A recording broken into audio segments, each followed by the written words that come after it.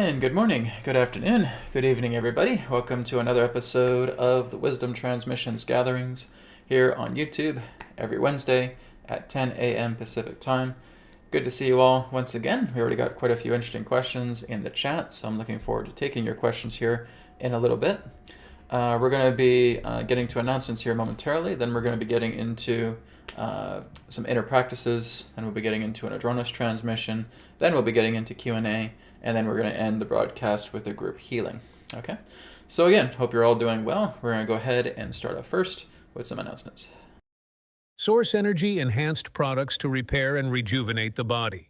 From the power of light to crystals to bed kits, card decks, and more.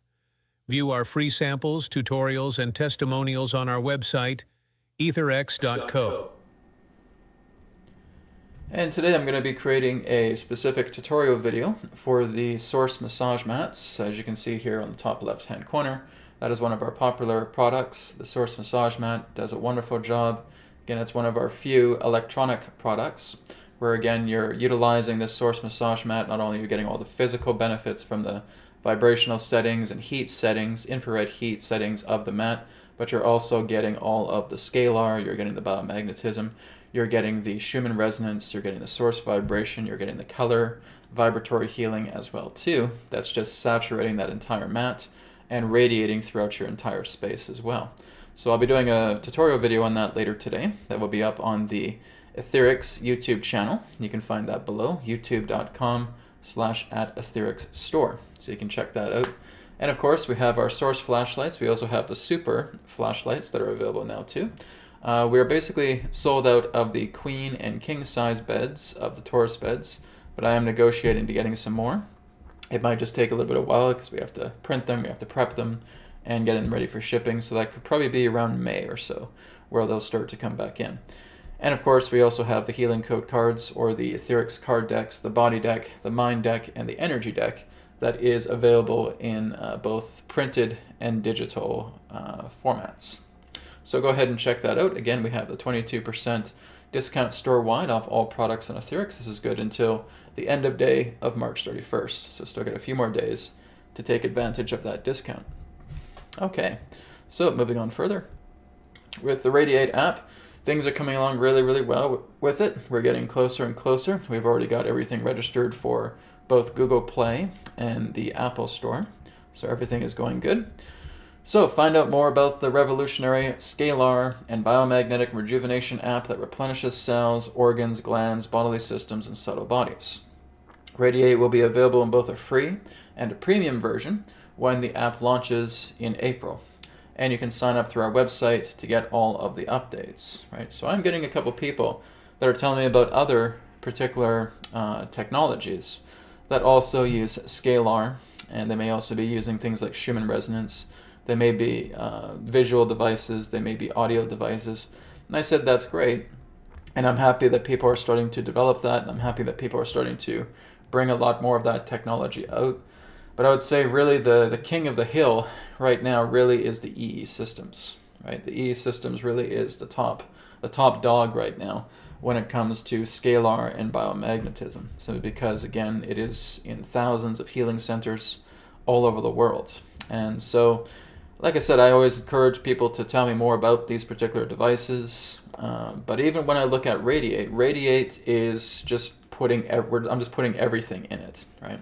From, again, source center vibration, from scalar, biomagnetism, color vibratory healing, working on all of the organs, charging the cells, right? Working on your glands, your bodily systems, working on the entire physical body, working on the frequencies within your body as well too, your skeletal system, your organs, right? Having the specific frequencies for that as well too, like you would find in a Rife machine. That's going to be on Radiate, right?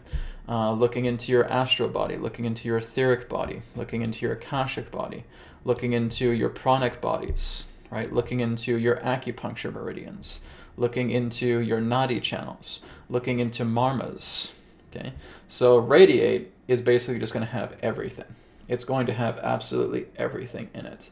And I'm still developing it. I'm even going to be going out into like a forest and start capturing a lot of different vibrations in the forest. And I'm going to be putting that in Radiate so that when you're working with Radiate, you're going to feel like you're inside a forest. but you just have the app on your phone and you're getting that effect as well too. So my goal with Radiate is kind of to not only partner along with what EE Systems is doing, but also being able to provide a little bit of a void or a chasm to where EE Systems can't go. Because EE Systems cannot do anything portable, right? Radiate can. EE Systems cannot use a single screen. Radiate can, right? EE Systems is not something that is, again, easily affordable. Radiate is. Okay? So that is really where Radiate is kind of picking up the slack, and it is also going to be available in healing centers down the road as well too. So that too will be a healing center addition for anybody who wants to start a business or anybody who wants to add on to their business. The Radiate technology, you're going to be able to do that come May, right? So the month of May, that is where we're going to be getting people to sign up for the commercial applications for Radiate Regen. That is the commercial version that will be available through healing and wellness centers, where you'll be able to use multiple displays and start using Radiate, as the Regen version is basically modified and applicable to multiple displays. You can use it for a single display, but that's not really its potential. Its potential is meant to be utilized in multiple displays. That's where you really get the potency out of the Regen version. Now, the free and the premium versions you can also use on multiple displays, but they don't have as much as the Regen version will. And that's why, again, you'll have the healing center version of it, you'll have the wellness center version of it, experiencing it with others, putting on events and having Radiate go. That would be incredible, right? Everybody getting energized while you're also delivering a talk. That would be amazing. So again, we got a lot of incredible updates coming up with Radiate. Again, if you're not signed up to the newsletter, feel free to do so. Go to radiateapp.com, click on sign up, and you can sign up for a newsletter. We have another one coming out here. Actually, will not be this Friday because I'm not going to be here on Friday. So I'll see if I can do one on Thursday. If it's not Thursday, it'll be Monday, okay? Because I'll be away for Friday, Saturday, and Sunday this week. So I'll do my best to try and get something either out tomorrow or either Monday. So stay tuned for that. Okay. And of course, the Bosnia tour is happening here in September. Explore the ancient sun pyramid, larger than the Great Pyramid of Giza. Healing chambers within the pyramid and its construction revealed by Adronis. Ancient healing practices and environmental healing that I'll be teaching.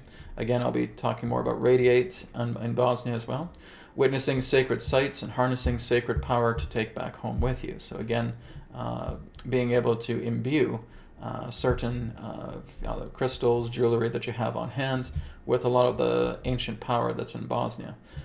So I hope you'll join me. We're going to have another incredible once-in-a-lifetime adventure here in Bosnia. 7 nights, 8 days. You can register now at wowtours.de.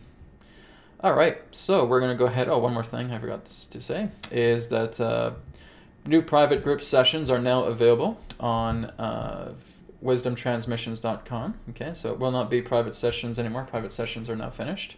So I'm going to be taking bookings on April 8th. So there still is a private session element to it, but I'm basically just doing it in group capacity. So I will be spending time with you individually, but it will be in a group setting.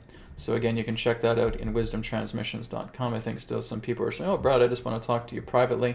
Well, you're really only going to have like 2 or 3 or 4 other people there with you. And I don't think they're going to be blabbing about your story. So, be okay with it, because my goal here really is to help out a lot more people on a daily basis with sessions. And as much as I appreciate doing the one-on-one individual sessions, I'm really past that right now. And I really want to try and get much more of a larger capacity of people to help out daily and weekly, as I do these every single Monday, starting April 8th. Okay, so check that out, wisdomtransmissions.com. If you do want to have an individual session, or a distance healing, you can look with my fiance Brianne's website. And her website is readingswithbrianne.com. She's an incredible tarot reader. She does wonderful healing. She does vibrational kundalini healing, like what I've taught her. She's also doing Reiki, and she also does feng shui. So you can check that out, readingswithbrianne.com. All right, so let's go ahead and get into the broadcast today. So again, thank you everybody for being here. I hope you're all doing well. And I see again that we're getting some donation-based questions, so that's great. We're going to get into that very shortly. So first and foremost, we're just going to do a couple of inner practices this morning. Okay, so we're going to work together a little bit more with the breath. All right, so we're going to do what's known as the Kaka Shuddhi Kriya, and then after that we're going to go into the Kand breath. Okay, so Kaka Shuddhi Kriya represents that of the crow breath, right? So it's kind of like you're just seeing your mouth like the beak of a crow, or almost like a fire hose, right? You're just breathing out that breath very, very strongly. Okay, so I'm going to do a demonstration first, and then together we're going to do 5 of the Kaka Shuddhi pranayama breaths. Okay. So, keeping the back nice and straight, making sure the feet are firmly placed on the floor, not crossing the feet or anything of that nature. Okay. Spine nice and straight, making sure you're swallowing the saliva too, so that that's not getting in the way when you're trying to do the breath. Okay. And of course, keeping the belly engaged, right, which is what we refer to as Uddiyana Bandha. Okay, that's a lock. Okay, you could also refer to it as a navel lock, but we're basically just keeping the belly engaged. We're not sucking in all the way, but we're just tightening. Okay, we're just doing a little bit of a tight. It's a very light tightening of the belly. Okay, so you're keeping that there because what that's doing is that's keeping all the prana that represents the potency of your immune system here. It's keeping it completely intact, right? You're working with the solar plexus, you're working with the chest, and you're keeping that strong immune system potency energy intact by engaging the belly. Okay, so we're not sucking it in, we're just engaging. So I'm going to do one demonstration first, and then we'll do it together. So as we take a deep breath in, swallow the saliva,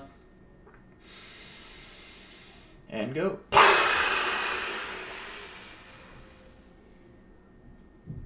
And then inhale. Coming up slowly, and then exhaling. Okay, so just imagine like you have a big birthday cake directly in front of you with a bunch of candles on it. You want to try and blow out those candles on that birthday cake with just one breath, with one blow. Okay, that's really our aim with Kaka Shuddhi Kriya. It's a very intense and strong release because that is clearing out a lot of toxins in your body. Like I said, if you're doing very thorough pranayama daily, you are clearing out about 70% of toxins in the body. That's very, very important. That's very beneficial. Okay, so let's do that together now, 5 times. Okay, just as I demonstrated, keeping your spine nice and straight, keeping the belly engaged, swallow the saliva. Take a deep breath in. Go.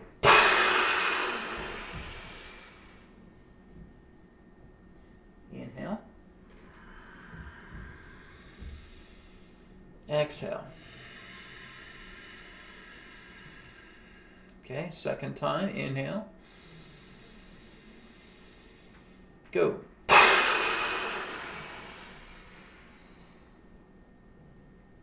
Inhale.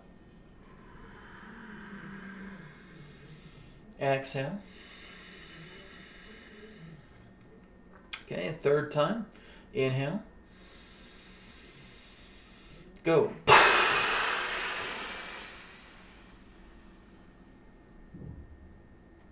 Inhale. Exhale. Okay, number 4, inhale. Go.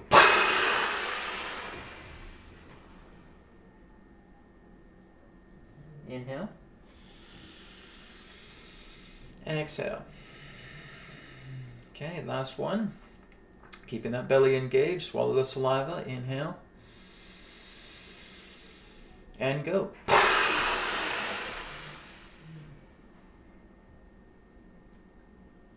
Inhale. Exhale. And relax. Okay, great. Hope all of you enjoyed that. Just doing that a total of 5 times. Really feeling your body buzzing afterwards as well too, right? When you know you're doing it properly, you can feel that tingling sensation, you can feel that buzzing sensation.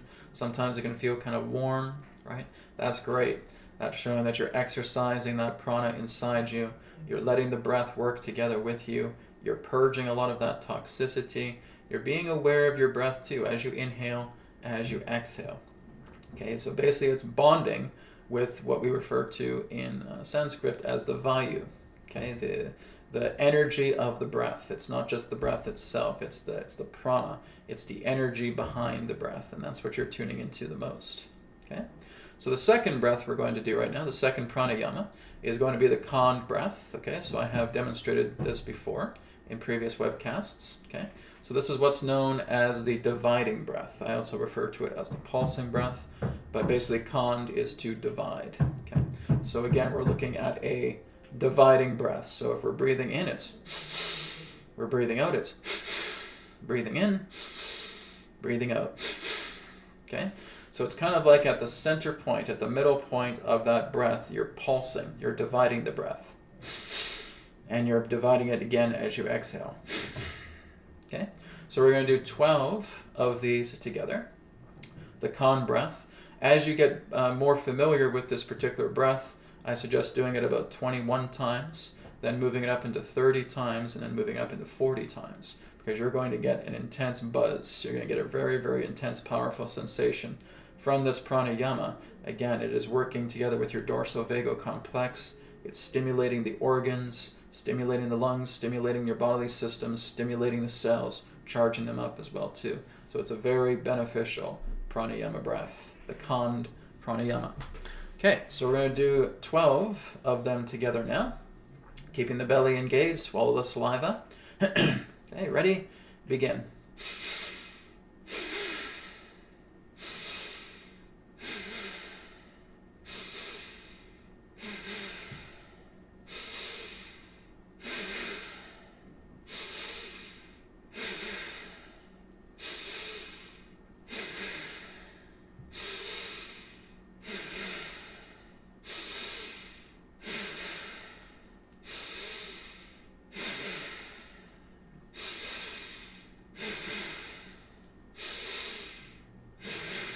Last one.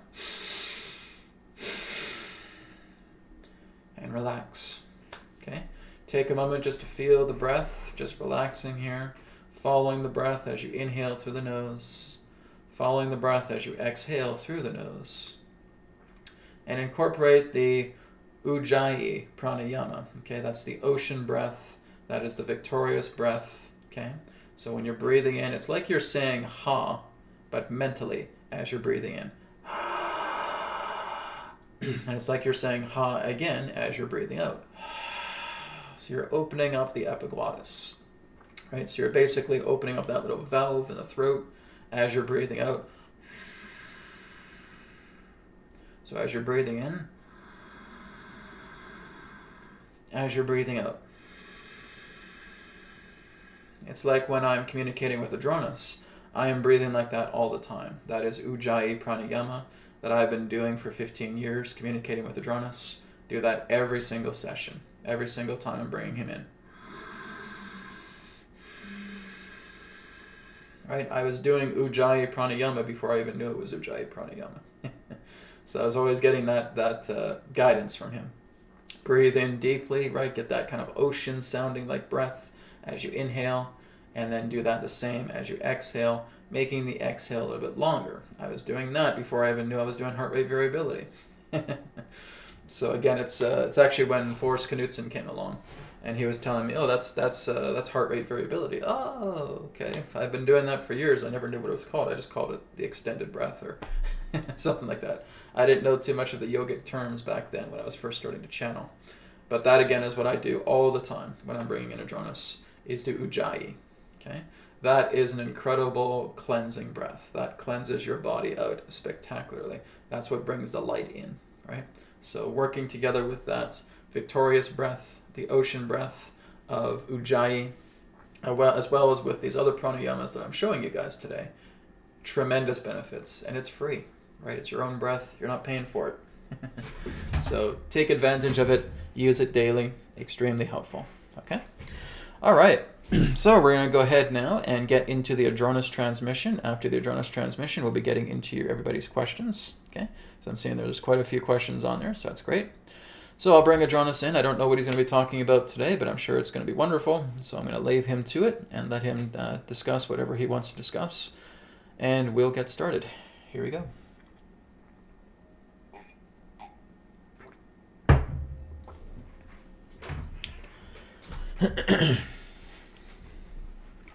Okay, I'm going to fix my little mat here.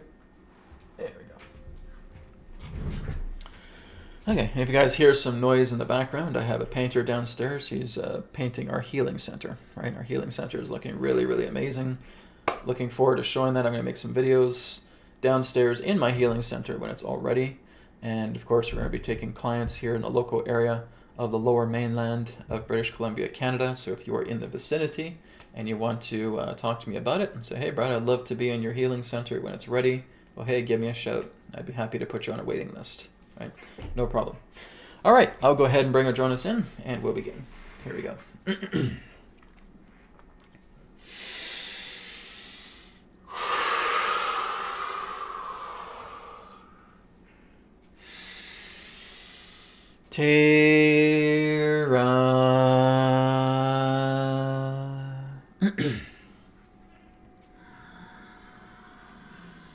Soul Star.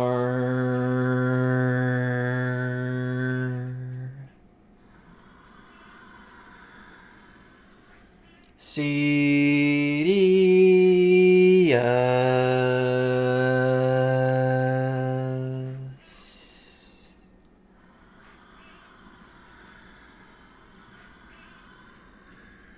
Adronis.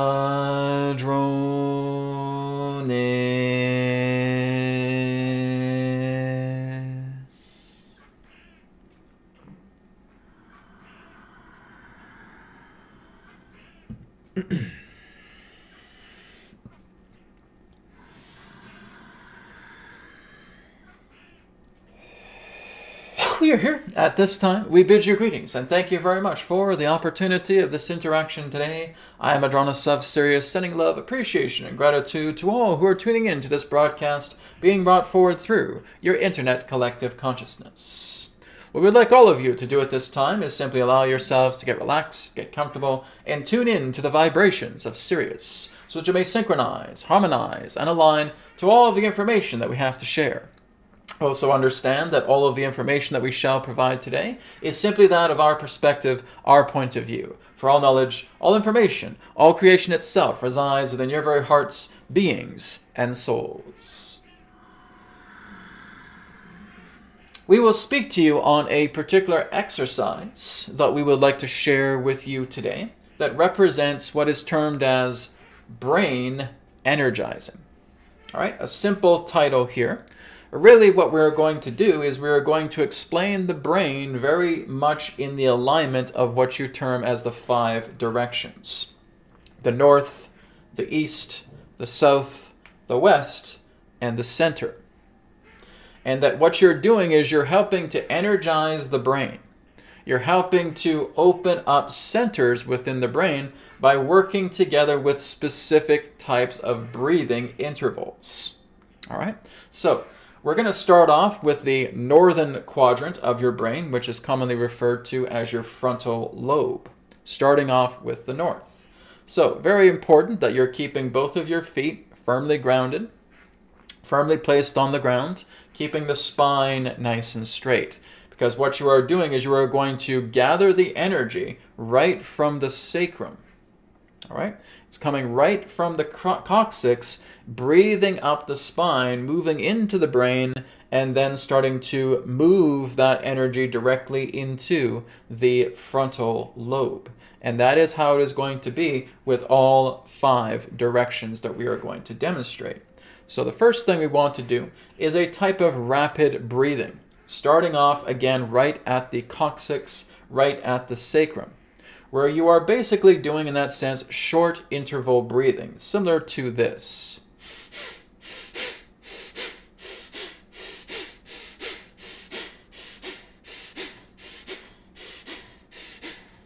Doing that a total of 12 times. When you are doing that short revving type of breathing, you're aiming towards the sacrum of your body, just like a pump. And so we refer to this as a short pumping breath. So bringing your awareness to your sacrum right now and doing that short pumping breath. All right, just like that. Let's do that together, a total of 12 times beginning now.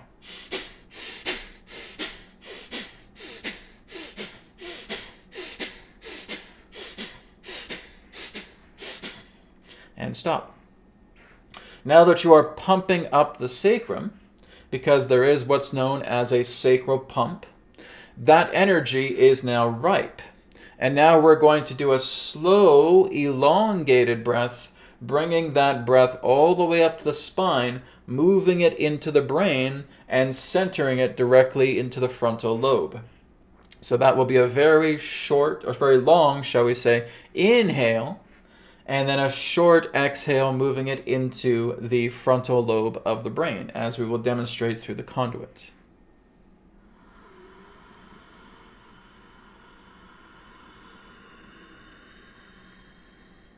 Feeling it at the top of the head, and then holding the breath just for a moment, and then exhaling, moving that energy right into the frontal lobe, moving in a counterclockwise fashion.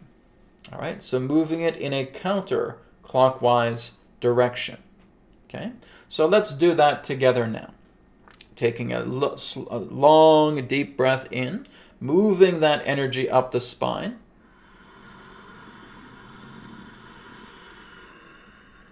Right to the top of the head. Holding your breath just for a moment. 1, 2, and now exhale slowly, but a little bit more quicker than your inhaling breath. And feel that prana, feel that energy, feel that breath circulating the frontal lobe. After you have exhaled, inhale again. Nice and quickly. Hold it for 2 seconds. 1, 2, exhale.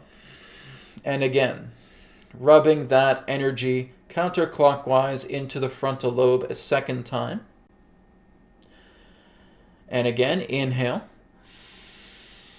Hold, 1, 2, exhale again, counterclockwise exhale. For the third time. Once you have concluded that breath, bring your awareness back down to your sacrum. We will repeat the same process again as we move east to the brain, to the right lobe of the brain. So, taking a slow, deep breath in, bringing the prana up the spine, right to the top of the head. And now we're going to move it to the right, moving it to the east. As we exhale, moving it counterclockwise to the east area of the brain, the right lobe.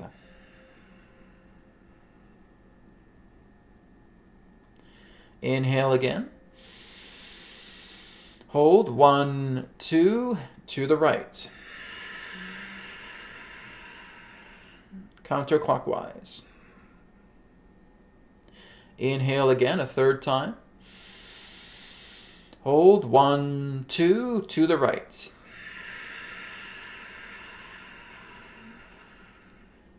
You can even use your hand in a gesture to moving it counterclockwise as your brain is being fed this prana. All right, now that we have done it 3 times, we bring our awareness back down into the sacrum, and we're doing it again. Slow inhale up the spine. To the top of the head, and now we're going to be going south to the back side of the brain. So exhaling, and again moving it counterclockwise. 1, 2, 3, 4, 5, just until you finish your exhale. Inhale. Hold, 1, 2, bring it to the back of the brain.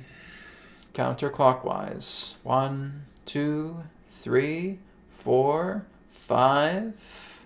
Inhale again, third time. Hold.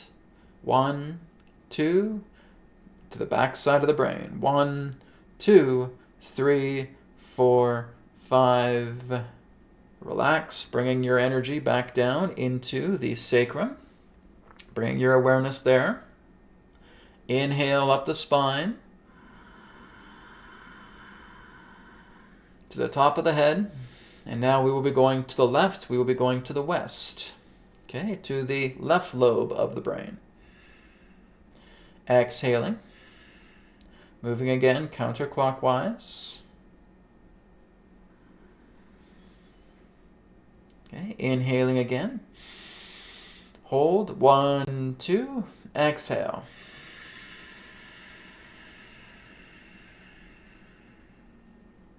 Counterclockwise through the brain. Going back up again. Hold, 1, 2, bring it down, counterclockwise through the brain. Very good. Bringing your awareness back down to the sacrum.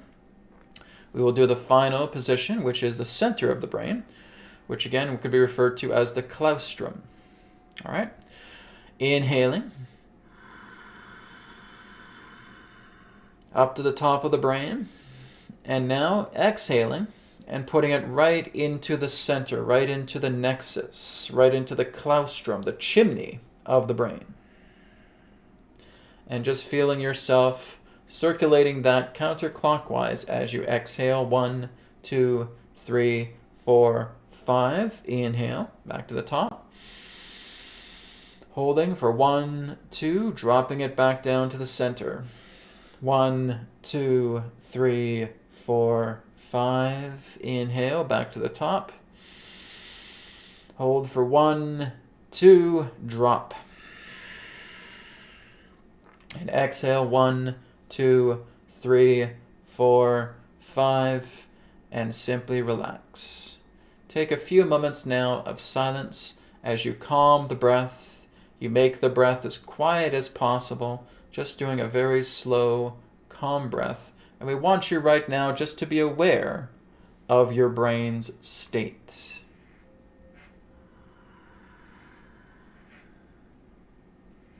Just be aware of any sensations, be aware of any impulses, be aware of any activity within the brain as you are just very slowly, calmly breathing in and out.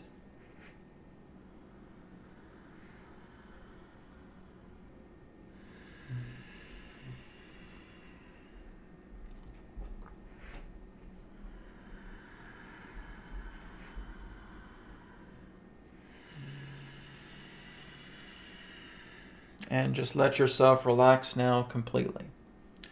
So this is an energetic brain pulse exercise that we are pulsing, we are opening up, we are activating, we are oscillating the centers of the brain to helping them become a lot more active, to helping you increase all of the features, all of the qualities that the brain itself as a transformer can perform for you.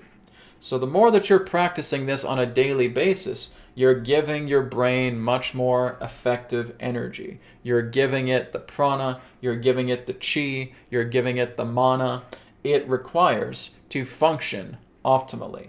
This is an exercise we're happy to share with you today. We will now conclude this transmission and move forward into your question and answer period. One moment, please, as we return to the conduit.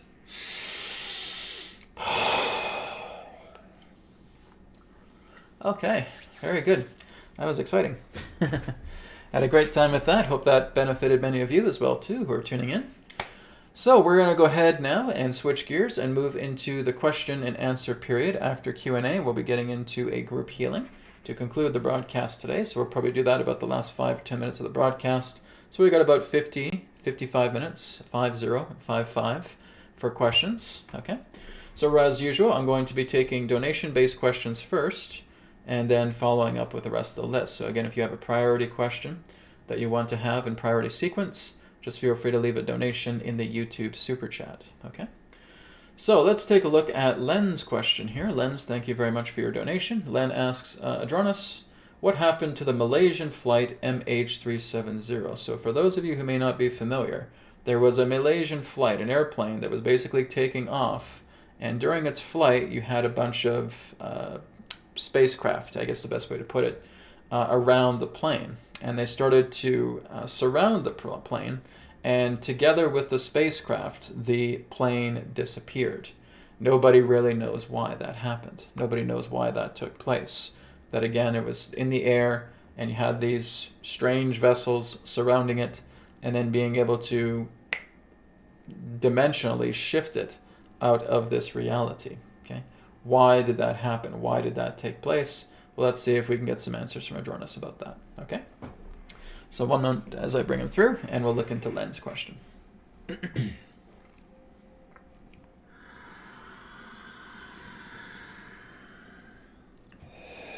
We thank you very much, Len, for your question. We are aware of the flight that you're referring to where the plane itself disappeared, with, shall we say, visitors surrounding it. That plane, in that sense, represented a particular presence that was not actually supposed to be here. All right? The best way we could put it is that what was on that plane was not supposed to be here. It was not supposed to be in your world. And this is exactly why there was a protocol to having that plane shift into another dimension. That plane did not crash. It was not a loss of life. But again, that plane needed to leave because there was a presence or presences upon that plane that was not meant to be here. For again, with its remaining upon this plane would be quite disastrous. That is really all that we can elaborate on at this time pertaining to it, is that there was a certain occupant or occupants as well as equipment on that plane that was not supposed to be here. And therefore, through the protocol that was initiated, that plane shifted from one dimension into another dimensional Earth, and therefore has been taken care of, pertaining to presences, technologies, certain contents within that plane that was not supposed to be here. That's all we can share in elaboration pertaining to the Malaysian flight in question. All right? We thank you very much. Interesting. Very interesting. I was always wondering about that myself, so there you go. There you have it. I don't know if we'll ever be able to look and see exactly what those forms were. I guess there are some things that need to be kept a secret, but that's what Adronis can share about it. Okay? So Len, thank you very much for that. All right, let's go down to Reggie's question here. Reggie, thank you for your donation. You said, Adronis, can you tell us more about the sky people in our atmosphere that you mentioned about, as in their nature, origins, and relationships with humans? Okay, so I'll try not to make this too long because we could honestly converse about this for hours with Adronis. It's a very, very big topic, but let's see what he can share, kind of in a summarized version in regards to that, because we do have to get to other people's questions, okay? But let's see what happens here. Thank you, Reggie. One moment.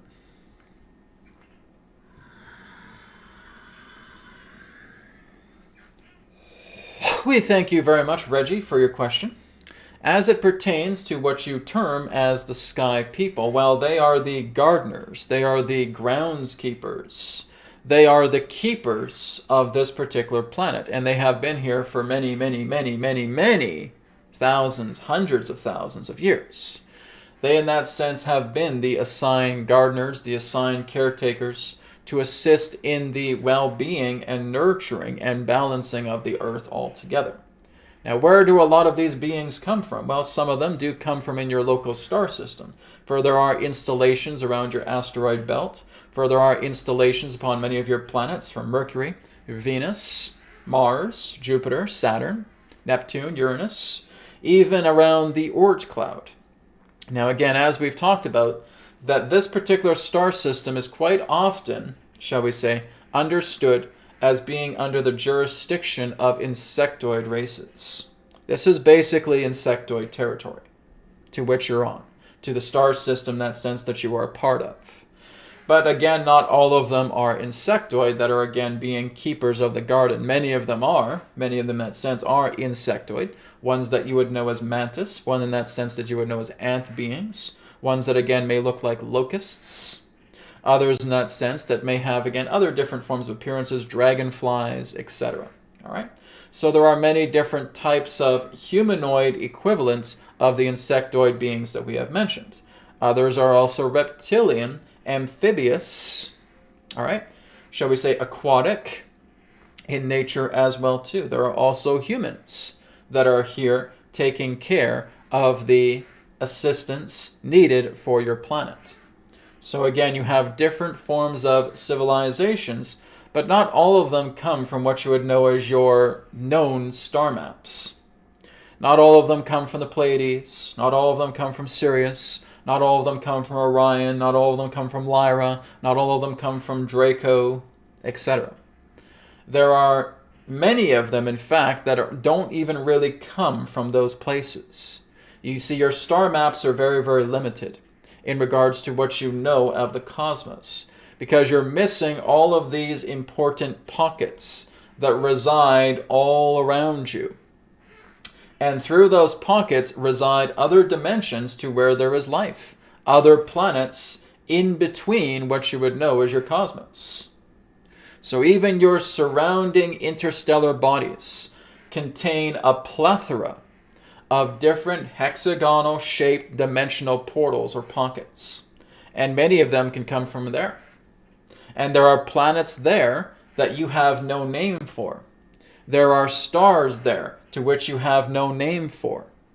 And many of them reside there. Your star maps really are not accurate to give the idea to the nature of origins where many of these beings come from. So we're not saying that you don't have visitors from the Pleiades, that you don't have visitors from Sirius, that you don't have visitors from Orion, that you don't have visitors from Nibiru, that you don't have visitors from Arcturus, etc. You certainly do, but that's not all there is. You're only utilizing that as a sake of convenience in regards to a star that you can relate to because you see it in the night sky. But many of these beings come from these particular portal networks, these different dimensional waypoints, to which there are, again, star systems, planets, etc., that exist upon the other side of that dimensional doorway. So this is why we cannot give you the idea of accuracy, because you have thousands of different civilizations here observing you. And we really cannot name every single one of them because many of them don't even have names. Some of them you are familiar with. As we stated, you may be familiar with the stars in your neighborhood. And there are some that are there, but it's a small percentage. You may be familiar with some of the clusters of stars, the Pleiades, Lyra, etc. And there are some that are there, but not the majority. There are those that reside in these different dimensional doorways that do not have names. And we really can't even specify the exact coordination because they can be here one moment and gone the next. And they can be here again in another particular location and then gone the next. So this is why we say many of you want linear satisfaction about discovering where these beings reside, but we can't give that to you. But what is their relationship to humanity? Some of them don't even have a relationship with you. They have a relationship with the earth, not you. All right? In fact, the majority of many of the helpers are aware of humanity, but they're not really here for you. They're here for the earth. They're here for the planet. They're here for the star system. They are, again, gardeners. They are keepers of this particular garden. This, as we have stated, is like a farm. You see a solar system as a farm. It is a farm. It is a garden. All right? And you're basically being aware of the state of the crops upon the earth. They are aware of humankind because humankind is aware of the life crop that is contained upon the earth. But they're not really concerned about what you're going through individually. That's not what they're here to do. They have work to do. And the work they're here to do is working together with the earth, negotiating with the earth, working with her energetics. They will also go throughout the star system, and they will work together with the phenomena there, balancing energies, working together with surveying, looking into the heart of the earth, looking into soil samples, looking into water samples, looking into air samples, looking into atmospheric samples. So again, all of them are doing their specific work to maintain the equilibrium of the planet. They are aware of what humanity is doing pertaining to certain pollution effects. And again, they really cannot interfere unless there is an overage. When there is an overage, a correction will be done. There will also be certain forms of task force that will be monitoring what is coming in and out of the star system, what is coming in and out of your Earth. Very much similar to what we talked about with the Malaysian plane. That was something that was not supposed to be here, and it left. All right?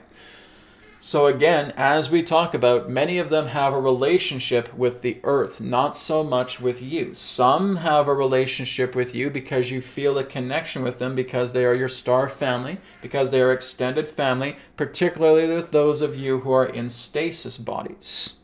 All right? Where you come out of the stasis body and you incarnate on the planet, either again going through the entire full cycle of birth or coming into an adult body through walk-in experiences. All right, however it may happen, everybody has their own journey.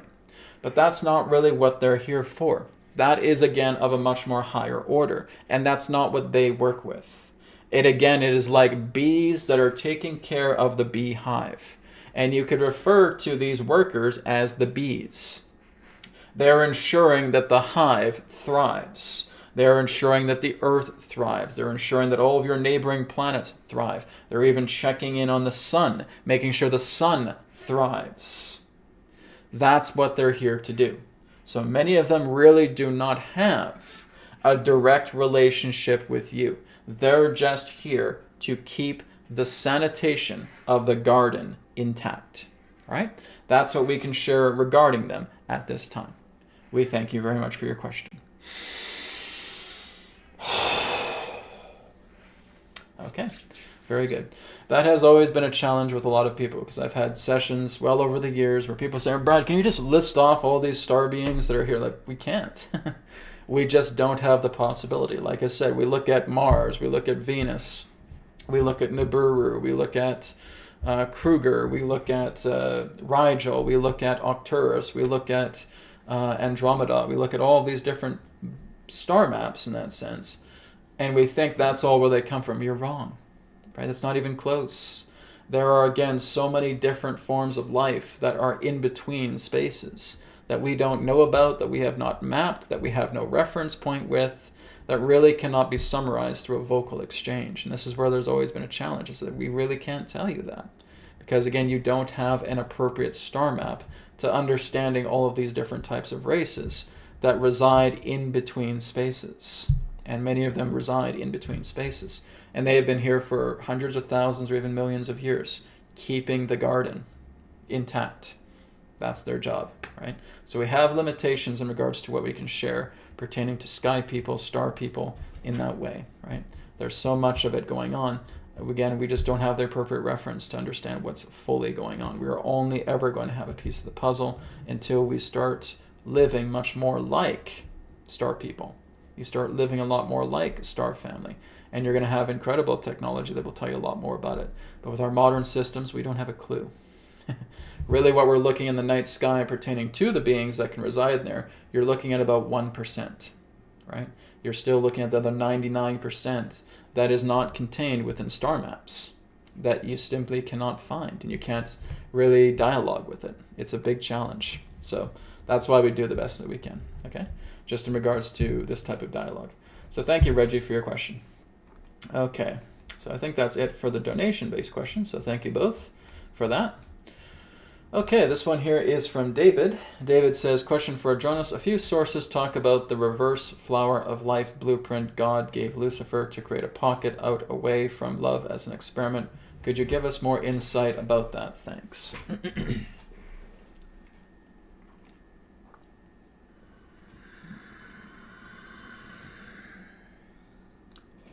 We thank you very much for your question. Well, we would say that your question is a little bit misconstrued. It is not something that God gave someone to say, here's a reverse flower. If that was the case, everything pertaining to your universe would be upside down. Did not work that way. So that is an erroneous impression. The idea of those in that sense who came into the light realized certain polarities within themselves while they were in the light, that they decided to venture into these other particular potentials that represented an inverse of life because they were moving much more towards that direction that they themselves engineered. The universe contains all potentiality, and all potentiality can be explored and made into actuality based upon the intent of the being in question. This is not something that is given. Here you go, here's everything that's reversed to my nature, and go ahead and mess around with it. You would be incorrect. It's not how it works. The idea of a reverse flower, the idea of a reverse flower of life comes through choice based upon decision. Because again, there are events, there are qualities, there are attributes, there are potentialities that therefore become fused into solidity that represents the idea of someone walking an inverted path. That walking of an inverted path becomes a trance. It becomes a desire. It also becomes a forgetfulness. As we've talked about, human beings really are the only beings in the universe with an ego the way that you have it. Other beings don't really have that. When you start interacting with many other star beings, you're going to notice that all of them are completely without an ego whatsoever. It really is humanity that has the ego that it has. There are other beings that may have lighter touches of ego, but nowhere near to the extreme of what humans have. Humans have the densest ego of them all. When you're looking at the nature of the being you refer to, Lucifer, Lucifer is not the devil. Lucifer is not a demon. Lucifer is one who chose to leave the light and fall into darkness, so that Lucifer again would rise back into the light. Lucifer has always been about the light, not the darkness. And that is where many of you are misconstrued and confused. Lucifer has nothing to do with Satan. Lucifer has nothing to do with the devil. Lucifer has nothing to do with demonics. Lucifer has nothing to do with playing with a reverse flower. Those are misconstrued concepts, and they are inaccurate. The nature of what you refer to as Satan is of a different energy, is of a different polarity, is of a different beingness. That is the idea of one who is playing with the reverse flower, because they will always function on materialism. They're not interested in the light. They think the light is an illusion. They will cast the light out because they feel that the material world is all that there is. And they will try to dominate the physical world, whereas the Luciferians are all about the light. They are all about the angelic quality. They are all about illumination. But basically, you're seeing two halves here. You're looking at the Luciferians that are all about luminaries, and you're looking about the Satanists that are all about materialism and greed. When you bring them together and they harmonize and the halves become one, you have the empowered whole. That's the idea. It is the separation consciousness of the light and the dark. Lucifer is not the devil. Lucifer is not Satan. That's something that needs to get into awareness a little bit more. And if anybody's telling you different, they are confused. Because that is not the nature of Lucifer. Lucifer was the brightest light in heaven. How could the brightest light in heaven be the devil? It's not possible. It's not possible.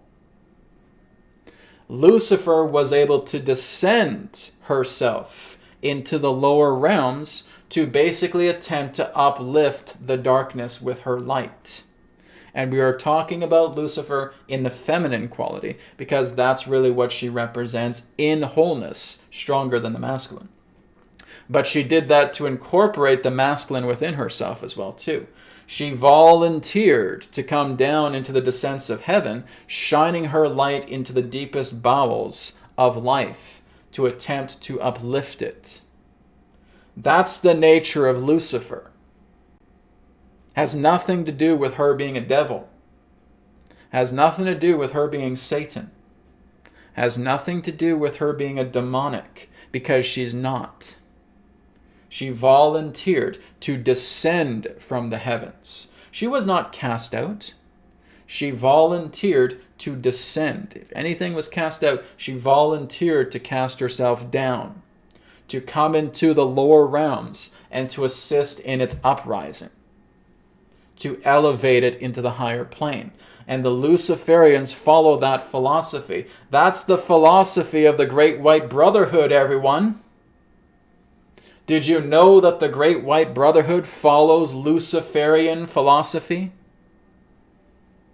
That's the nature of it. Lucifer is not the devil. God did not give anybody a reverse flower and say, here, play with this. The universe is filled with infinite potential. Your discovery of the reverse flower is based upon your intentions and your actions, and cementing that into a path that you have decided to follow because you have preferred the material path more than anything else, because it feels more real to you. And you want to dominate the physical realm because it feels real to you. And you want to feel like everything needs to be hoarded through yourself because you think you're all that there is. You ignore everybody else because that's what feels real to you. That represents the reverse flower. But that was not just given by some other being and say, here you go, play with this and descend into darkness. No. They will meet other beings of like mind, but they brought themselves there. The universe is infinite potential. Do you know what we mean by that? Which means everything that can happen has the ability to happen. So again, this is the difference between potential and actuality. With potential, you have all forms of possibilities that can be brought into fruitfulness if you choose to.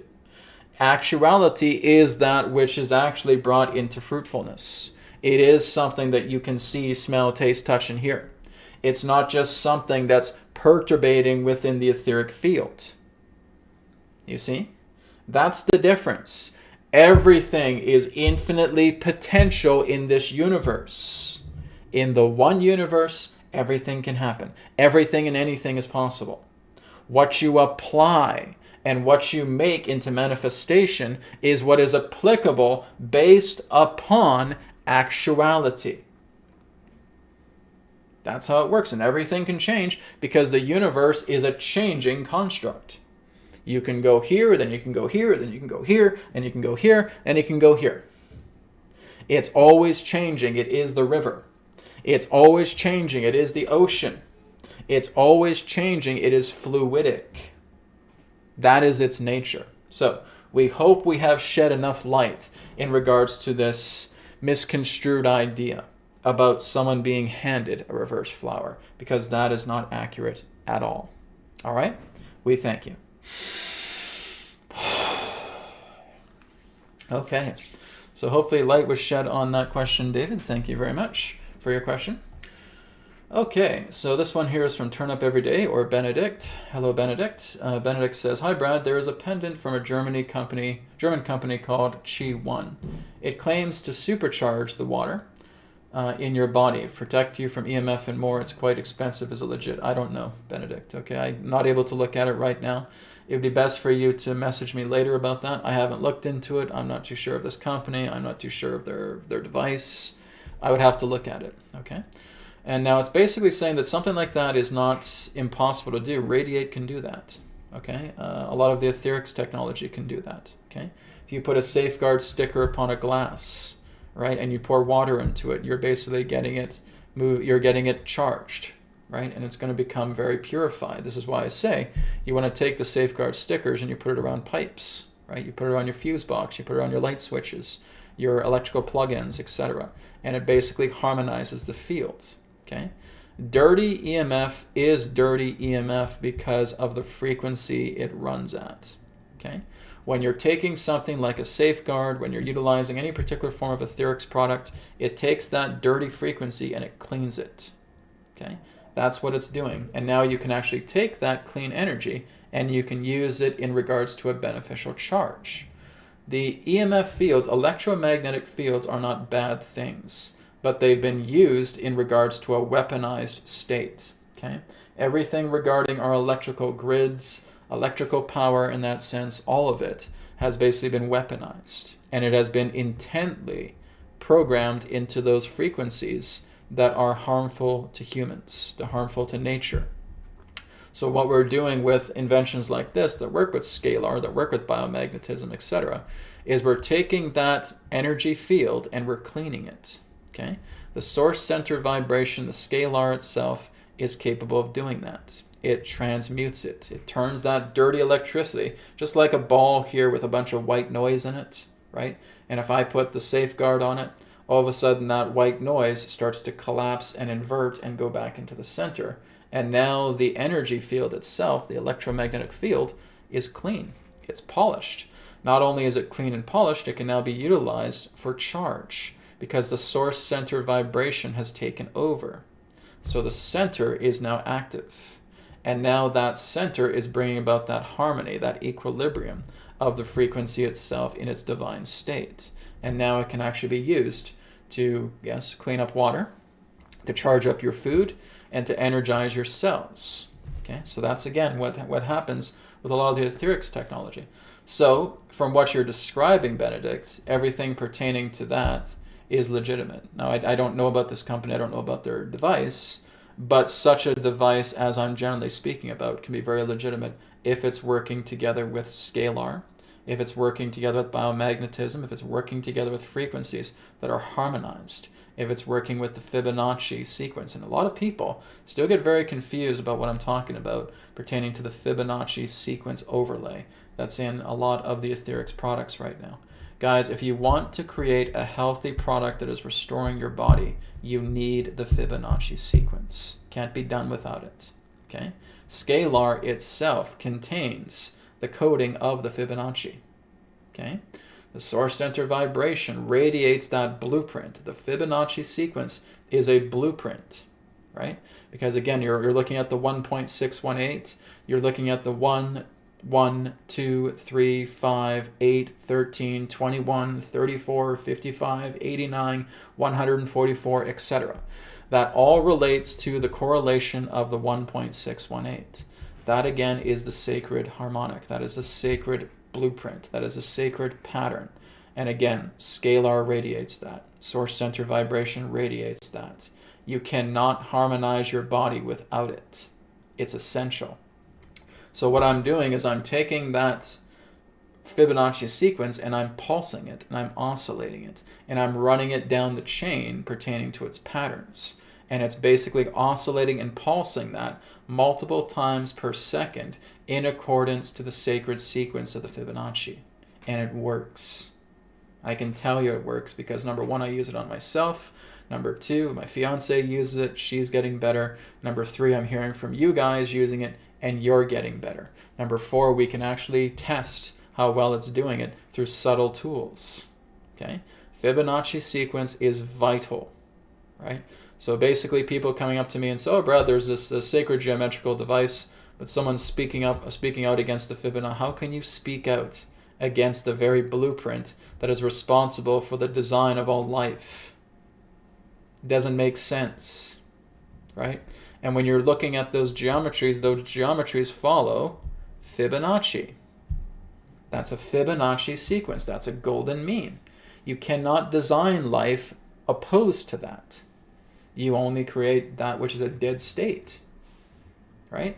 Fibonacci sequence is the imprint that brings nourishment, balance, purification, transmutation, change, everything to the nature of all life. It is the divine sacred pattern. You need the Fibonacci sequence. If you don't have the Fibonacci sequence, well, then your device is not going to work. It's not going to be efficient at all. You're not even going to have the proper geometry from it. Right? A lot of these people basically have these geometries. They have spirals, they have Metatron's cubes, they have hexahedrons, etc. Well, that all follows the blueprint of the Fibonacci. Right? Everything that's in etherics, even if you're not noticing something that's geometrical, the geometry is contained within the subtle planes, anchoring into that sticker, anchoring into that logo, anchoring into that etch upon the device that is bringing about the frequencies. It's necessary. You have to have it. Right? Fibonacci is not an option. It's a necessity if you want to bring about healthy, divine products. like what Etherex is doing, like many other companies are doing successfully, like EE Systems. Okay? That's essential. Can't work around that. It's not possible. Otherwise, your device just isn't going to work at all. All right, so Benedict, best to contact me outside of this webcast, and you can show it to me and I can look into it, okay, when I have some time. Thank you for your question.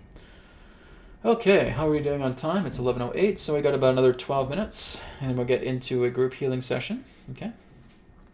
So this one here is from Carol Ann. Carol Ann says, "Hi Brad, can you ask Adronis the best way to connect with our deceased loved ones, even our animal companions? Thank you." Okay. So yes, we will go ahead and do that. Just give me one moment here, guys. I'm just going to 1 second. Just going to check and see how the painter's doing. Hey Benedict, how's it going? Are you hanging out? Just taking your chocolate. Okay, that's okay. You guys can have one. It's fine. Are you calling it a short day today, or are you here for a while? Or? Yeah, it's a short day. Okay. Just like. How long do you want to stay? Later. Are you leaving now, or? I'm leaving. I'm finishing to drink. Okay, okay. I need to buy this trip. Okay. Yeah, just message me later. I'm just doing a session right now. So. Yes. Okay. Yeah, message me later. No worries. All right, thanks. All right. I have the painter and his kids over, so it's kind of cute. They're stealing Easter eggs. It's fine. They can have it. Okay, so anyways, let's get back to Carol Ann's question. So Carol Ann, sorry, I have to read your question out again. Okay, so you said, "Hi Brad, can you ask Adronis the best way to connect with our deceased loved ones, even our animal companions?" Okay, great. Yes, I will go ahead and bring Adronis in and he can talk about that. Okay, one moment.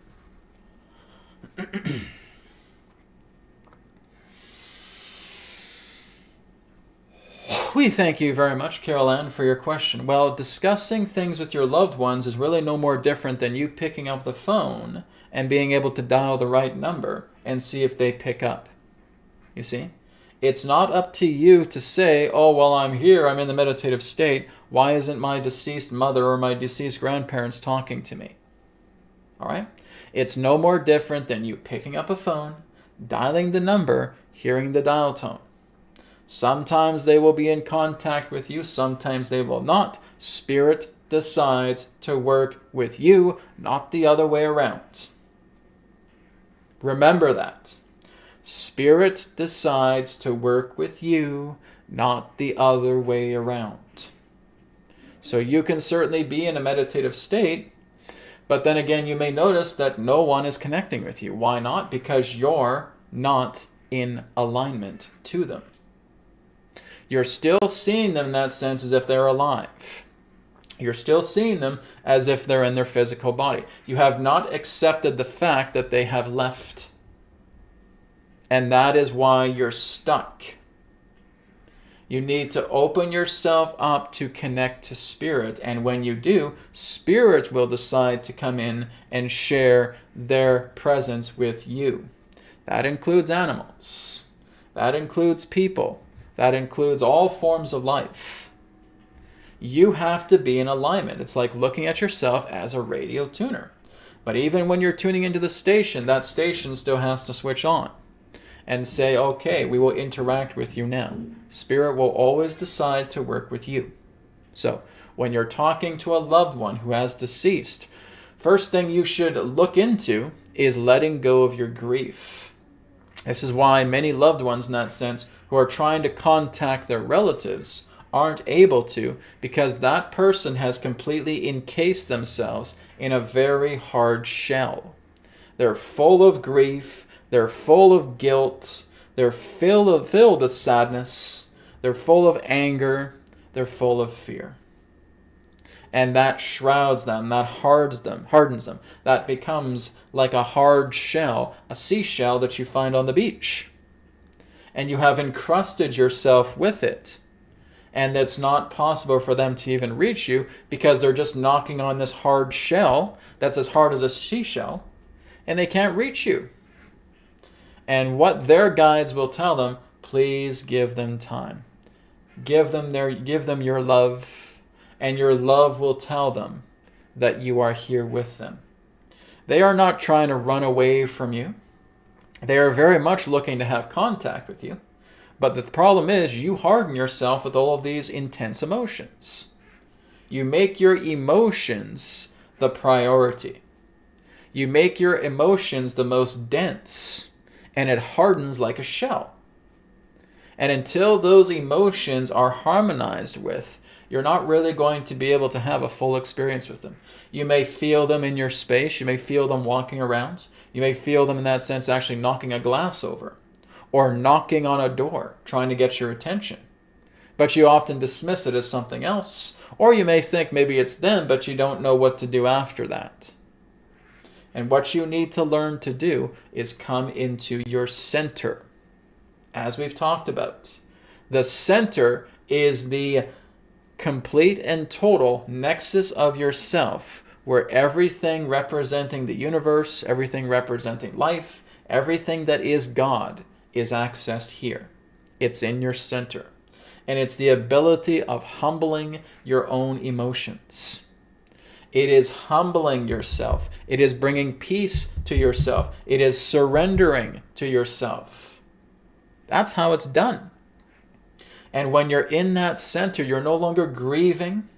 You're no longer guilty. You're no longer fearful. You're no longer angry. You're no longer sad. You're now starting to move into a tranquility of yourself. You're following the breath and just stay with the breath and stay with the breath. Breathe in, breathe out. Stimulate that parasympathetic nervous system to get you here. If you don't stimulate the parasympathetic nervous system, you're not going to be here. You're going to be here. You're going to be frantic. You're going to be full of thoughts. You are drowning yourself with your mind's own rampant thoughts. What if, what if, what if, what if, what if, what if, what if, what if, what if, what if, what if, what if, what if, what if? That becomes your mind. And as Brad talked to you earlier about the ball that's full of the white noise, well, that's exactly what's going on inside your head. You're filling yourself with white noise. And you're not quieting it. Like we said, the source center vibration comes into that ball, absorbs all of the noise, and comes into the divine silence. But that silence is actually the loudest silence of all. Because it has everything. It's not empty. It is filled with life. It is filled with the divine. And that's what you find when you're here. It's not empty. Nothing in the universe is empty. Emptiness is a perspective, not a fact. Nothing in the universe is empty, ever. It is always filled with the essence of life. It is always filled with the essence of the divine. What you think is empty is an ignorance because you can't see beyond the physical. And when you spend enough time here, right here, everything becomes revealed to you. And it is a fullness. It is a beauty. It is a divinity that words cannot describe, that experiences cannot describe. It is you at home. This is home, right here. And when you're there, everything is possible. Everything can be done. Everything can happen. Talking to your relatives, when they now start to come in because now they see that you're in the silence. And now you can feel them. You can feel them because you've gotten quiet. You can feel them because you've gotten still. You can feel them because you've humbled yourself. You've surrendered. And you're here. And now you welcome all life with open arms to come to you. And now you see your grandparents. Now you see your great-grandparents. Now you see your ancestors coming all around you because you're welcoming them in with open arms because you've humbled yourself.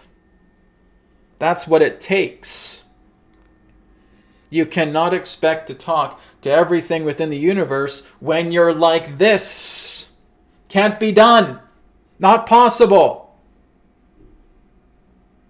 Only when you're here, when you get quiet, when you humble yourself, when you follow the breath that stimulates the parasympathetic nervous system, that enables you to be relaxed, that enables you to be calm, that enables you to go into the quiet of yourself, that enables you to come home because you have humbled yourself. You've surrendered. That's what it takes. As we've always said, with the 3 steps: get still, get silent, get into surrender. That's it. That's all you need to do. But if your emotions dominate you, you are going to have the most difficult time because you're constantly in a sword fight. You're fighting, you're clanging swords together with your emotions of anger, your fear, your sadness, your guilt, your grief, your apathy. You're in a constant sword fight. You're constantly fighting. And you're fighting with yourself. So when are you going to drop the sword and the shield? And when are you going to sit and humble yourself? Because when you're there, nothing can touch you. You become untouchable because you see yourself as all things, the body, the mind, everything. And that comes from your center. So to answer your question, Carol Ann, that is how you do it. There is no other way to do it. The way is to get yourself humbled, to follow the breath, work with the breath, work with what Brad has taught you. To work together with the parasympathetic breathing, where your exhales are longer than your inhales, where you feel that energy stimulating the parasympathetic nervous system, the vagus nerve, the dorsal vagal complex, where you are becoming calm, relaxed, centered, tranquil. That's what it takes. All right? Thank you for your question. All right. So there's an emphatic response from Adronis there about that. Okay, guys, that's so very important, right? Adronis comes in and he's emphatic about that, and he's emphatic because he's trying to make this concrete in your minds. About you guys can talk to your ancestors going back thousands of years. You guys can talk to your star ancestors that are light years away, that are in different galaxies. You can do that, right? But you have to be here. If it's always this how to, well, this is how you are. And you can't do anything here, right? It's the 3-step process. Be silent, be still, be in surrender. Follow the breath. Inhale, exhale, making the exhales longer, right? Getting yourself stimulated so that you're here in the center. You have to be in the parasympathetic. You can't be in the sympathetic with that. What does sympathetic do? Sympathetic breathing, very similar to like hyperventilation, where the inhale is getting longer, is going to cause you fight, freeze, or flight. The 3 Fs. It's not 2. It's not just fight or flight. It's fight, freeze, or flight. Okay? That's what sympathetic breathing does. That's where your emotions, your emotional domain is it's in the sympathetic. That's why it's called the sympathetic, right? Then you go into the parasympathetic. Okay? Which means you're easing the emotions. You're easing your feelings. You're easing yourself so that you come here. Okay? Peace to destruction. Peace to chaos. Peace to combat. Okay? Just so that this remains. This falls away. And now here's the center. It's where you got to be. I've talked to loved ones on the other side. I've talked to my father on the other side. Talked to other amazing, interesting beings on the other side. And I've done that only by being here. I can't do that when I'm here. You guys think I can talk to Adronis when I'm like this? Can't be done. Right? The only way I can talk to Adronis is when I'm here. He just simply won't come through. Right? So there's an alignment that needs to be done. And because I've been doing this for 15 years, it's very simple for me to connect with him, right? He's natural to me, right? Boof. And he's here. you guys have to do the same. There's no way around it. Some of you guys are thinking that I'm here and I can talk to everything in the universe. No, you can't. The only thing you're talking to is your own emotions and your own thoughts. That's got to go to be here, right? So I hope that makes sense. We're going to take one more question, guys, and then we're going to wrap it up. So I'm going to go down to the bottom of the chat and just see if there's any requests, any more questions. Okay. We're going to do a group healing session, guys. So if you guys have healing requests, just join me for the group healing, okay?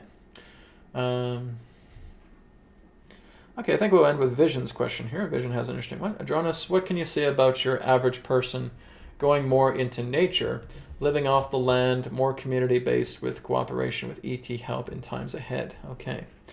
Well, there's some convolution to your question, but we'll take a look at that, okay?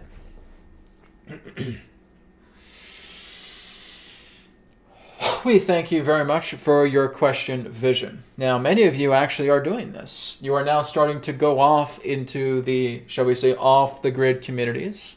Some of you are living in vehicles. Some of you are living in trucks. Some of you are living in cars. Some of you are living in vans. Some of you will take tiny homes and decide to live in there.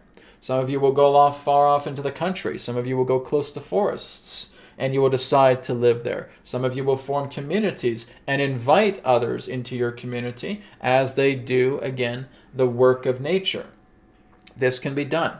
Now, this does not always revolve around extraterrestrial help. In fact, many of the off-grid, shall we say, off-grid communities, not off-world communities, that's coming in time, but the off-grid communities work together very much through the splendor of your own nature and with each other. It's not to say that some of you cannot connect with your loving brothers and sisters of the stars, but they're not really here to do what you think they're going to do for you. All right?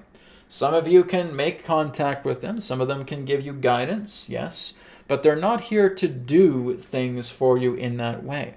If there is some particular type of collective intention through many of you, where something can be given representing that of a gift, they may be able to oblige that.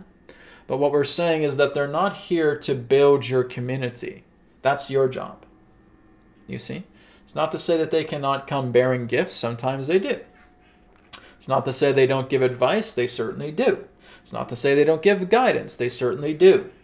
But they are not here to run things on your planet. That's not allowed. Can't be done. So you are looking at them behind the scenes. They are very peripheral within your life, and they have to be, because what needs to be in the forefront of your life is other humans, is animals, is nature, is the earth.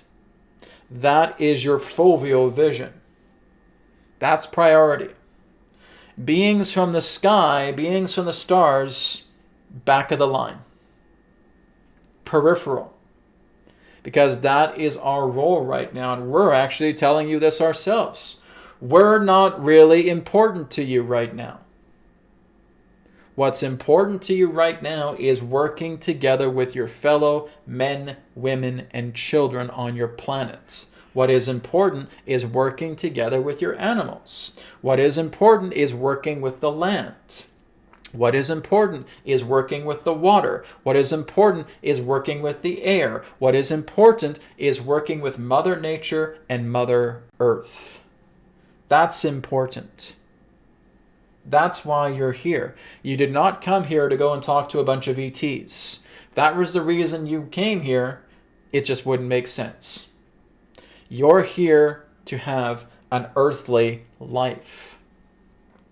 And basically developing yourself as you expand, realizing who and what you are, and incorporating that into your earthly life, bringing spirit, bringing the power of the divine into your earthly life. Otherwise, why do you have an earthly life? Wouldn't make sense, would it? You're here to feel what it's like to be in a body. You're here to feel what this body can do for you. You're here to explore all the capabilities that you feel you can achieve and implement in this life. You're working with the mind. But you're also coming into your center, when you know that you want to reach yourself further, to come into expansion, to realize the truth happens here, not here. Right? So working with off-grid territories, yes. Working together with others in other communities, yes, because this is becoming quite popular now. Other people cannot really afford their homes on your planet or a great deal of the expenses that you find in the modern city, so they will move beyond it and they will encourage others to do it. And before you know it, you have these off-grid communities. And they are starting to come up a great deal more. And that's the very reason why a lot of this is happening on your planet. Getting out of the old modern systems that don't work and moving into alternatives so that new ideas can be fruitfully gained by such groups. And now they start to come together en masse, and everything that represents your modern systems die. Because you are now coming up with new innovations, new ideas. You always wonder why things feel so hard on the planet, because the modern systems that you use do not stand the test of time. They are not organic. They are inorganic, and they will not last. They will die out. And that's what you're seeing right now. You're seeing exactly how this is running through your governments, through your politics, through your financial sectors, and how everything is charging up as it needs to, because that's to encourage you to get out of the modern world and create a brand new modern world that is going to replace the old, artificial, corrupt, decaying one that is now falling apart. That's why prices are rising. That's why the financial system is running amok. That's why your politicians are all being so aggressive, trying to keep you in an enslaving system. And many of you are seeing past it because all you're really doing is paying dividends towards that. So that now you come together, you decide, let's leave that behind. I'll get a trailer, I'll get a van, I'll get a tiny home. And I'll move out to the country. And I'm going to encourage my family and my friends to do it. Some of them might do it, some of them may not. And you're coming together and you're creating these new circles. And now before you know it, you're seeing dozens of them. And now you're seeing hundreds of them. And now you're seeing thousands of them. And now you're deciding to work a lot with those off-grid communities because now you can share resources with each other. You can share knowledge with each other. You're building something extravagant. And it's becoming so incredibly colossal that the old system doesn't have the power to take it down because hundreds of thousands are joining such a movement. And that has nothing to do with ETs. This has everything to do with your own ingenuity as human beings. And that's why you're starting to see all of these things of the modern world that you term as the modern world representing artificial systems collapsing. Because they realize that you're expanding, they realize that the light within you is expanding further, and they want to try and choke you. And feel, oh, right, we're going to increase their taxes, we're going to increase prices, we're going to increase this, we're going to hyperinflate, so that we get them back here, that they fall in line, and you're not. In fact, they are causing the very disasters, but they are trying to avoid, because people are not listening to them anymore. It's too expensive. We don't want to have anything to do with you. We know where this money is going. We know it's not going towards your government. We know it's going to your bosses. We know it's going to your higher-ups. We know it's going towards the rich that want to get richer because they represent the materialistic path. And we're not interested in that. Now we're starting to create these communities. Now we're starting to come together organically. And we're going to let the old system fall and build over top of it as the ashes settle. That is what is going to happen on your planet. Everything that represents the artificialities of the old systems that you once termed as modern systems is dying out. Its flame is going out. It's becoming a lesser and lesser flame every single day until it finally goes kaput. And what remains is what you are able to develop together as a unified consciousness to build over top of the rubble. Because such old systems are going to die out. Such old systems are in such a state of decay that all you really have to do is touch it with one finger and it falls apart. And you build over top of it. This very community that you speak of. Not through extraterrestrials, again, we're peripheral, but through yourselves. Give yourselves the credit. All right? We thank you very much for the opportunity of this interaction. We will now conclude and return to the conduit. Goodbye for now.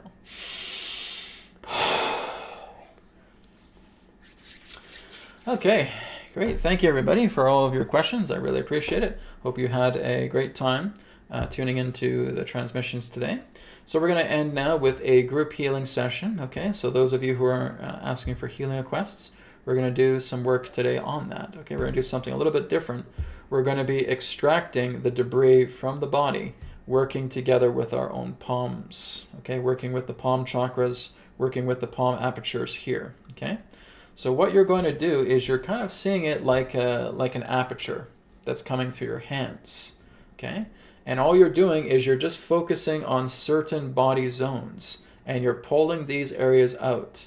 And as you feel it just coming into the hands, just letting it be purified, just letting it be purified. It's like you're feeling this debris, like these emissions coming out of your body, and you're just purifying them from the hands, right? The hands, the apertures that are here are pointed directly to source consciousness. So as soon as they go into the hands, they're cleared.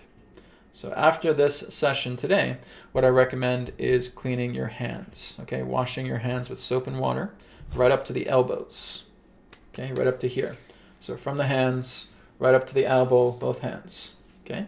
So we're basically going to be doing some palm chakra healing here together. All of you have it, okay? I'm teaching you guys how to develop this a lot more so that, again, you're opening up the centers of your hands and it's going directly into source because you're going to envision the white light, okay? The white light that's going to come in your palms, that is the source consciousness. That is moving into the ether, and that is completely neutralizing everything that you're going to experience today, going through the zones of your body, okay? Are you all ready? So keep your spine nice and straight. Keep the legs on the ground, okay? No crossing the feet, no crossing the legs, okay? Let's go ahead now, bring our hands together, start rubbing them together for 10 seconds. 1, 1,000, 2, 1,000, 3, 1,000, 4, 1,000, 5, 1,000, 6, 1,000, 7, 1,000, 8, 1,000, 9, 1,000, 10, 1,000. Okay, for your right hand, taking your left hand and patting it, just patting like this. 1, 2, 3, 4, 5, 6, 7, 8, 9, 10. Taking your index finger of your left hand, putting it right in the center, and just press. Not too hard, just press. 1, 2, 3, 4, 5. Shake it out. Okay, other hand, same thing. Patting. 1, 2, 3, 4, 5, 6, 7, 8, 9, 10. Okay, taking your finger here, pressing it just in the middle. 1, 2, 3, 4, 5. Shake it out. Okay. So now with your hands together, I want you to feel again your heart is opening up like a blossoming flower. And I want you just to feel all of that warm white light coming into your palms, just as you bring your palms together like this. Okay? Your heart is open. You're feeling the white light coming out through the heart, and it's running through the channels of the arms. So that it's coming right into the palms. And you're feeling that white light. That white light is the source. Okay? So as any of that debris comes into the white light of the palms, it's returning back into source consciousness. It's going into the ether to be purified, to be neutralized, to be absorbed. Okay? So that's what you're intending right now. The white light brings all of the debris back into the ether to be purified, to be tranquilized, to be absorbed into harmony. Okay? So now that we have done that, we're going to use both of our hands, and we're just going to position them just around the sides of the head, just like this. Okay? So just like that.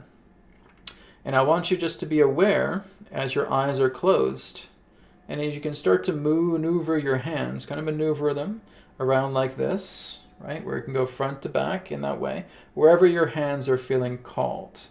Okay? They're feeling called to move, let them move. They're calling to be still, then just let them be still. Okay? We're just going to be here for a few seconds and just let the extraction of any debris around the head area now start to emanate directly into the palms, returning it back into source consciousness. Okay? So you'll have an instinct to move your hands, again, kind of like it's a tripod, like it's a gimbal.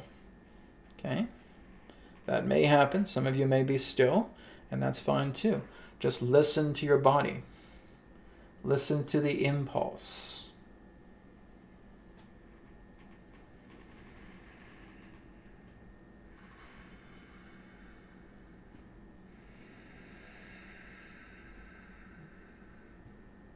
Okay, so clapping your hands, 1, 2, 3, shake them off. Okay, we're now going to go into the chest and back area. Okay, we're just going to hold it out like this, kind of like what we know as embracing the tree. Okay, and you may maneuver like this. Okay, if you're feeling impulsed, instinctively impulsed to do that. Okay, so we're just aiming around the throat, around the chest, and around the back, but we don't have to put them in the back like this. We're just going right here. Okay, everything that's coming through the back will come out to the front and come into your palms. Okay, so again, feel the white light coming through both palms and doing that tree pose. Okay, keeping your eyes closed, letting all of the debris around the throat, the upper chest, and the upper back move itself directly into the apertures of the palm centers. Okay, and if you're feeling guided to twist a bit, you twist. You just listen to your instincts. Listen to the impulse. If you feel still, then just be still. If you feel like you need to move, then move. Listen to what your hands, your arms, your body wants you to do.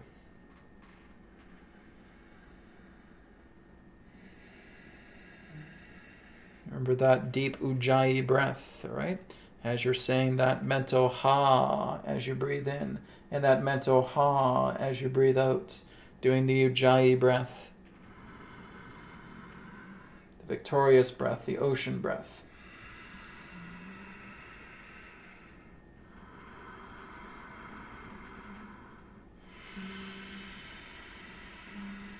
Okay, very good. Bring your hands together, clap. 1, 2, 3, shake them off. Okay, now we're going to go into the lower section of the abdomen. Okay, so I'll just move back my chair so you can see me a bit better. Okay, so we're just going down here, right down to the area of the belly, so just right around the belly button. Okay, so keeping a lower version of the tree pose here. Okay, and again, you can turn, twist like this if you're feeling so guided to. Okay, so let's bring the hands together once again. Feel the light coming through them. Right, knowing that everything that enters the apertures of the hands is going right into the ether, going right into source consciousness to be absorbed, tranquilized, neutralized. Okay, so just right around the area. So again, kind of feeling like between the middle and ring fingers are right around the area of your belly button. Okay, so the middle and ring fingers of both hands, the equator of them is right around the belly button. Okay, we can kind of just stick them out a little bit, about 6 inches to a feet. Don't worry about being too precise. Just a few inches away from the belly. Okay, all right, and be aware now. Just simply be aware of any debris that's coming out of the body and just magnetically being drawn into the apertures of the hands. Again, this is for your lower back as well too. This is for the abdomen and the lower back.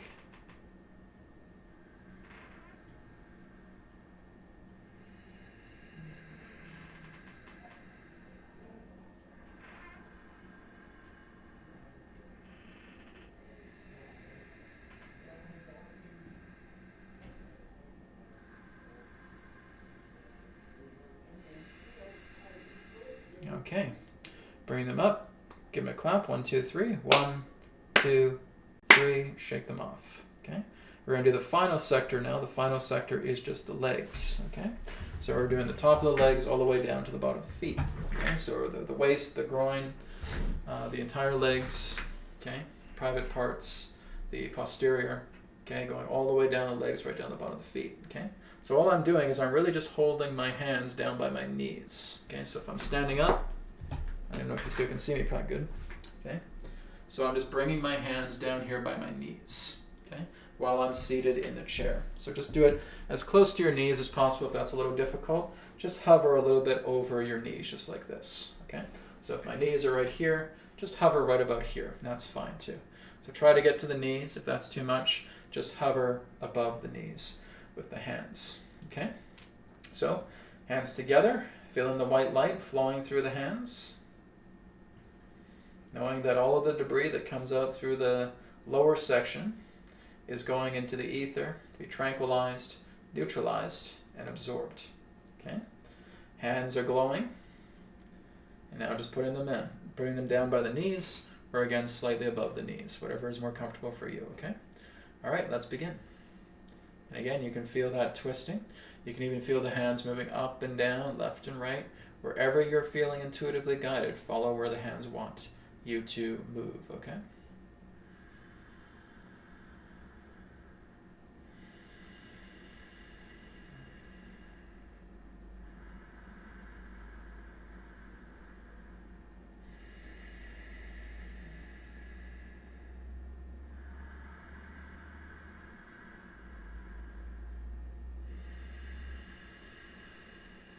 And just let whatever happens happen.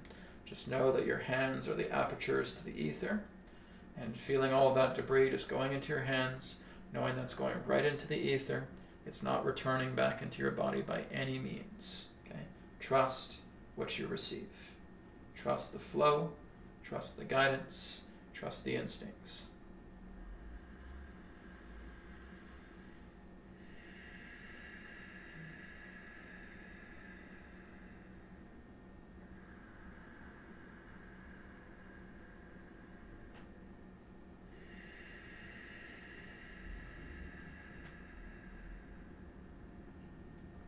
Okay, bring the hands back together, clap. 1, 2, 3. Shake them out. Okay, great. Take a moment now, deep breath in, deep breath out. Give thanks to the divine, give thanks to the divine being that you are, give thanks to the divine nature that you are. All right? Thank you, everybody, for joining me today on this broadcast of Wisdom Transmissions Gathering. Again, I'll be back next week, next Wednesday, for another episode. I'll also be available tomorrow on rumble.com/signpostlive. Okay, so that's one word, signpost live. Okay, you can join me there as we're going to be talking more about eclipse energies, looking into the upcoming eclipse and what is in store for that. So that will be the subject of tomorrow's signposts. So you can join me at 10 a.m. Pacific time on Rumble. Again, even if you just want to go on Rumble, just type in Signposts Live, and you'll find my channel there, and you can join me. All right? Thank you, everybody. Have a great rest of the day, and I'll speak to you again in another perspective of the now. Om Shanti, Shanti, Shanti. Take care. Namaskar.